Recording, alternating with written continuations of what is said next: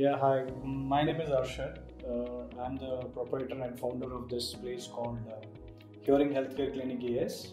I'm fortunate enough when I first got into this industry way back in 1998.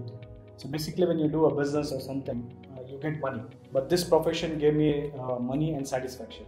Because a patient who wants to buy a hearing aid, once I rehabilitate him or make him comfortable hearing, so he has to thank me and tell you made my life better. So that's touched me. So that's what's my inspiration and motivation. This is a noble profession where, imagine you're giving eyes to a blind. So how's the happiness of the person blind? Similarly, hearing aids is something you're giving hearing back to a person who is not able to hear. That inspired me.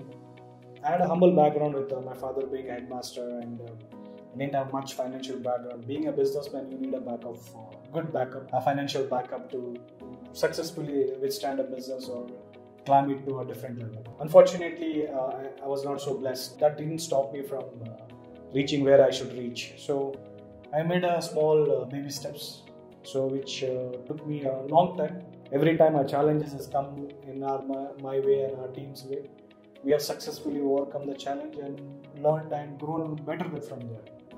That's why I was in the sunrise industry when I got into this industry called hearing aid industry, and still is a sunrise industry. We're still seeing the growth, because if you see it by 2030, India will have around 140 million people who are aged about 60 years, and most of them will experience some sort of a degree of hearing loss.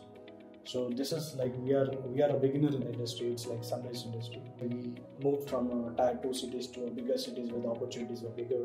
We expanded our reach by employing more team.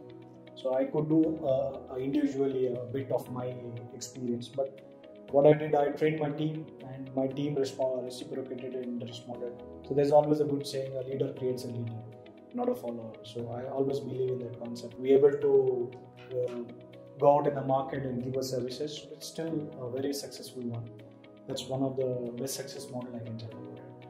It's a wonderful question.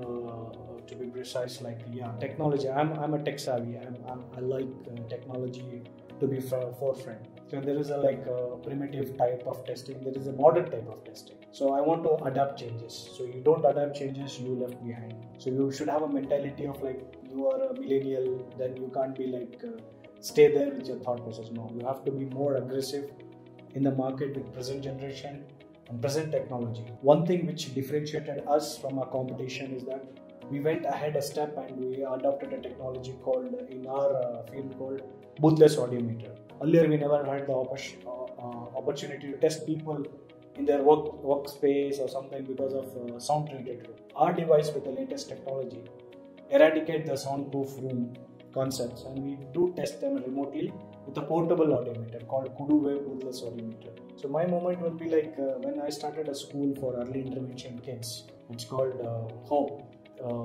Alamal we used to call it, and I rehabilitated around 14 kids. I made a difference in their life by giving them early intervention and rehabilitation. We did give hearing aid at a very early age. These children, we were supposed to be mute, hearing impaired, but they became normal by listening, and they went to normal school. That's my achievement, where I see I made a difference of these kids, and that school has inspired, and the school is still running. So that's one of the best moments. I feel like rehabilitating early intervention, younger children below 0 to 3 years.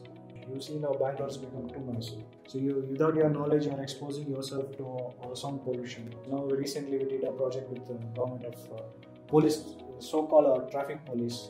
To take care of the traffic, they stand in a noisy place which is 110 decibels, and they're risking the hearing. So we tested them because they are the most vulnerable people for our safety and our traffic needs. They're exposing their ears. So we want to help those kind of people by educating them, by giving them earplugs, something called earplugs. We have ear filters where we take the ear impression of a traffic policeman, a person who's exposed to loud noise. We give them the ear filters, even though they're exposed to loud noise, but they're not damaging the natural hearing. The vision behind my success is I want to be deceptive in my approach, because I have experience now. So if I don't do something which I should be remembered after I go also, then I have not done enough to my experience and my stick-to-ity. As I told in the beginning, I'm in the industry from past so many years. So I want to be that catalyst where I can say, okay, so to tell about us, like we are the 2 Guinness Book of World Record holder. We hold 2 Guinness Book of Record. One we did in 2018. It still stands. We beat Australia. We tested 1,234 people in 8 hours and nobody had beat us. So that's why my aim is that I want to be showing the world how to approach this disability of invisible hearing disability, how we can approach them. As a CGHS member, Coalition of Global Hearing Health member, I'm an advocacy member from this global group, and as a CEO for VHS USA and India Dubai. So I want to make sure that I make a difference in testing and tell the world as an advocate of hearing how you can solve it, how you can approach it, and how you can do it at mass level testing, and how you can bring the change which this industry requires. That's what my main aim is.